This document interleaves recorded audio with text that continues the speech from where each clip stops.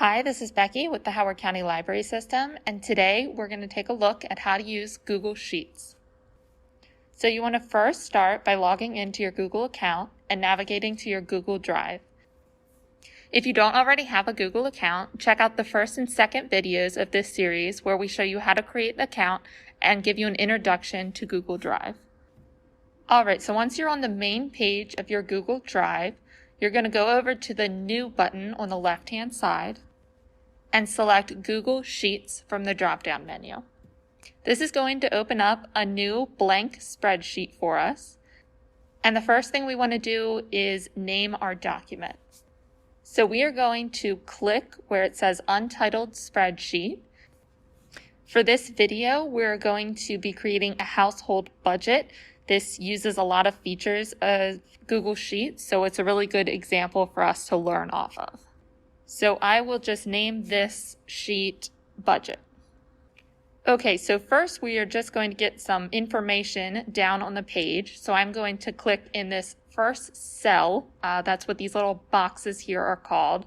And I'm going to start with income. So I'll type income here. And then to go down to the next cell, this A2 cell, you can either click in it or on your keyboard, you can hit enter. So for this example, let's pretend we are working off 2 paychecks. So I'm going to put paycheck 1 in this first cell and then hit enter on the keyboard to move down a cell. And I'm going to type paycheck 2. Now you can see as I'm typing here that it wants to autofill as paycheck 1. This can be helpful if you're repeating a lot of cells with the same information. You can just hit enter and it autofills. But for us, we just want to keep on typing to paycheck 2. All right, so I'm going to come back up here and click in this B2 cell to add a value for the first paycheck. So I'll do $1,225. And then hit enter. And for the second paycheck, let's just do $1,500. All right, so as you can see here, these are just plain numbers. We want to change the format so they look more like dollar amounts, just to make it easier later on when we start doing calculations. So to do that, we are going to click the first amount here, the B2, hold in our mouse, and then drag down to highlight the second cell, the B3 cell. Then we'll come up here to this $sign, and you'll see when you hover over it, it says Format as Currency, and we'll click that. And then we have dollar amounts. So moving on, I'm going to click in this A5 cell and start adding expenses.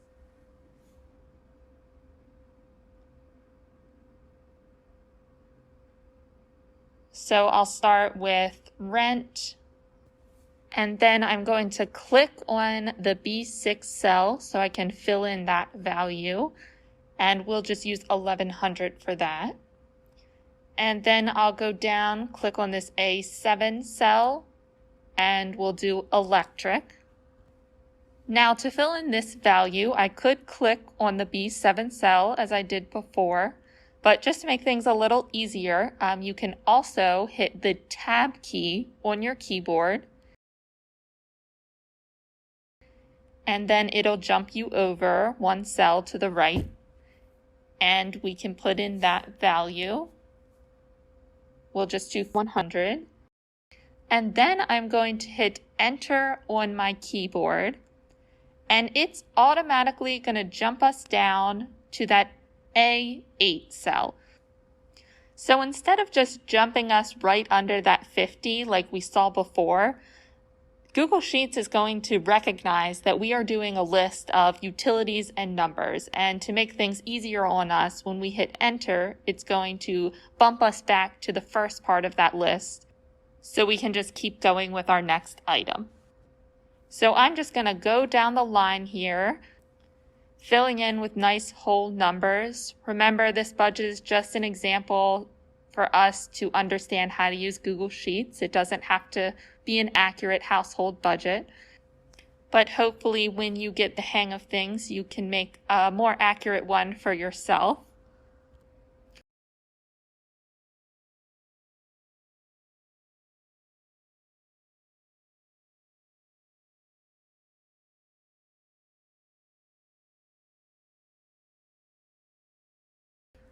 All right, once you're done with that, we are going to do the same thing as before. We're going to click on the first number here. Click, hold, and drag all the way down until all of our numbers are highlighted in blue. And then come up here to the $sign, the Format as Currency button, and click on that. And then you can see we have dollar amounts. All right, now we're going to get into a little math and some of the cool formulas that we can use with Google Sheets. So I'm going to come up here and click under Paycheck 2, and I'm going to type total. Then hit Tab, and we are going to use the sum formula. So we're going to start out by typing an equal sign, and then sum, S-U-M. And after you do that, you're going to see Google Sheets suggest some formula options for you. For this example, we're just going to keep on typing out the full formula. So we're going to do a left parenthesis. And then we want to select the values that we want to total. So we're going to come up here, click our first paycheck amount, hold, drag down to our second one, and then we're going to let go and type our right parenthesis.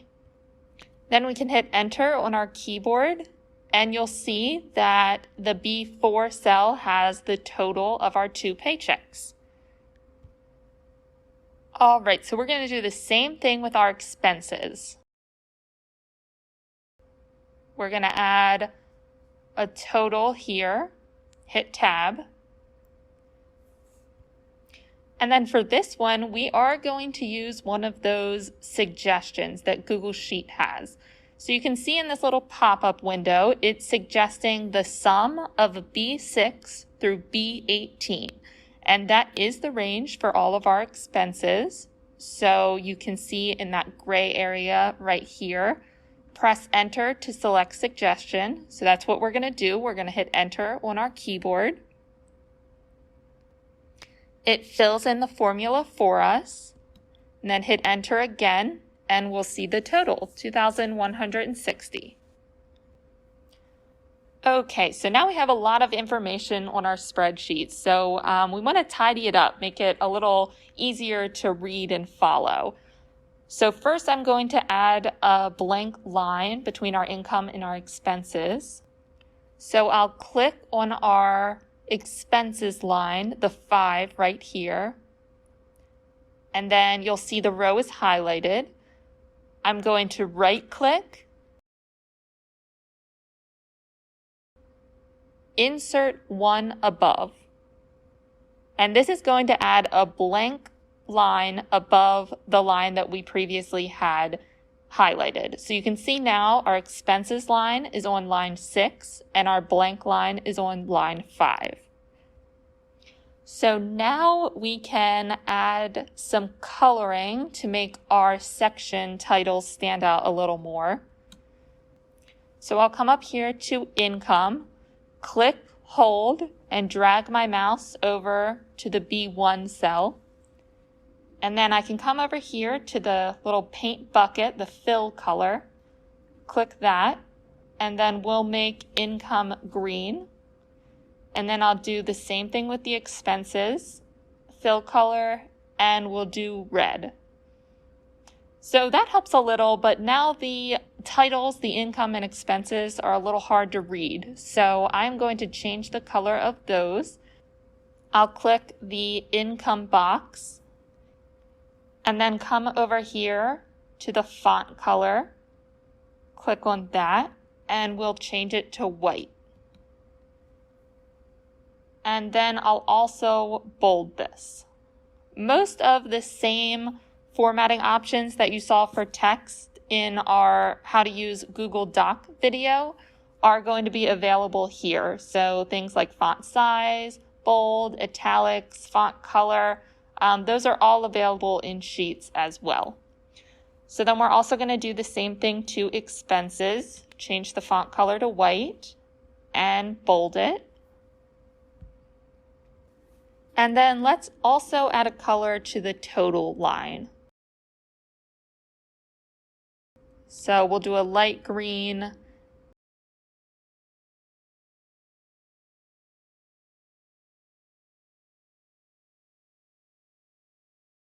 and a light red. So that looks a lot clearer, easier to read. But let's say we wanted to add another section. So maybe we want a savings section under our income. So just as before, we can come up to our expense line, right-click, and add one above. But you can see when we do that it's going to copy the same formatting that we have on the expense line. But that isn't the formatting that we want for this new line. So we can go about it a different way to try to avoid that. First, we want to undo our new line addition by using Control-Z on our keyboard.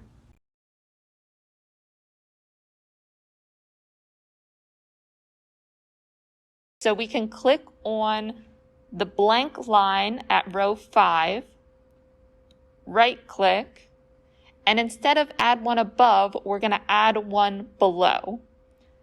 And then you can see we have a blank line at row 6, and it has the same formatting as row 5 did, which is no formatting, which is what we want to start our new section. So I'll type savings, and then I want another blank line, so I'll click on 6, right-click, add one below. But now I can tell when I keep adding more lines to this savings section, it's going to force my expenses section down the page, and I'll have to scroll to see it, and I'd rather it just be on one page.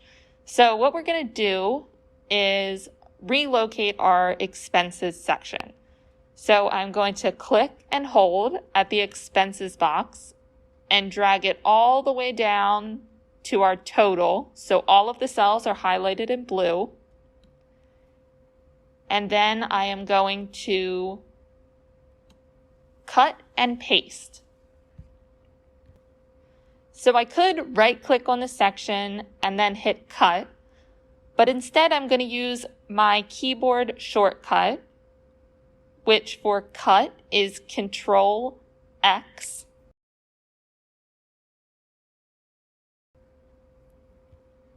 And then I'm going to come up here to where I want my expense section to start. So I'm going to click on this D1 cell, and I'm going to use my keyboard shortcut again for paste, Control-V.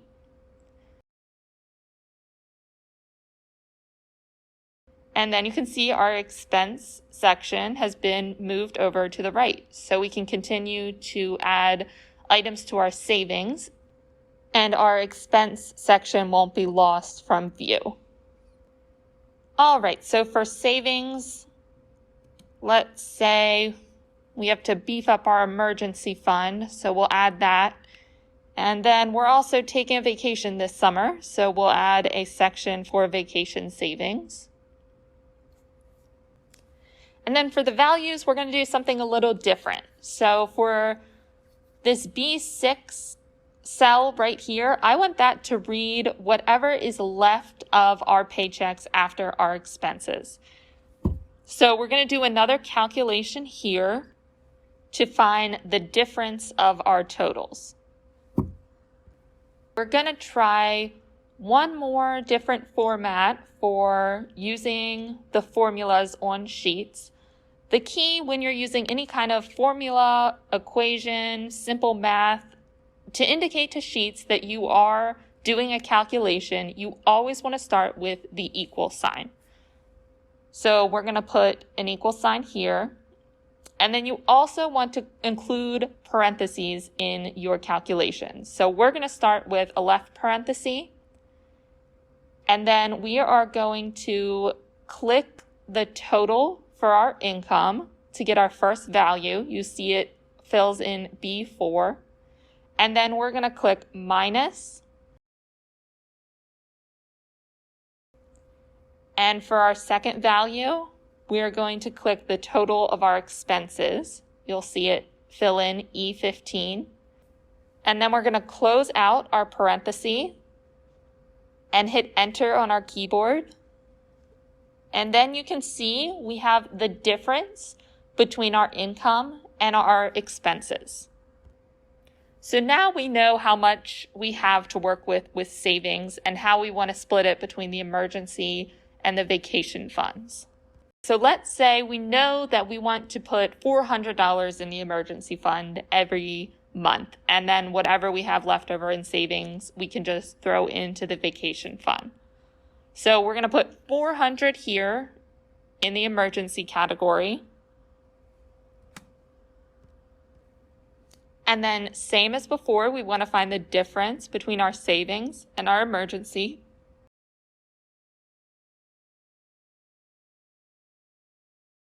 So we're going to do equals, left parenthesis, click on our savings amount, minus, click on our emergency amount, right parenthesis, and then hit enter. And looks like I forgot to change my 400 to a dollar amount. But you can see that the savings amount, the 640, was automatically formatted as currency because it came from a calculation that took two dollar amounts. So because we had a currency for our 640 when we did the calculation for our vacation fund, it also defaulted to a currency amount.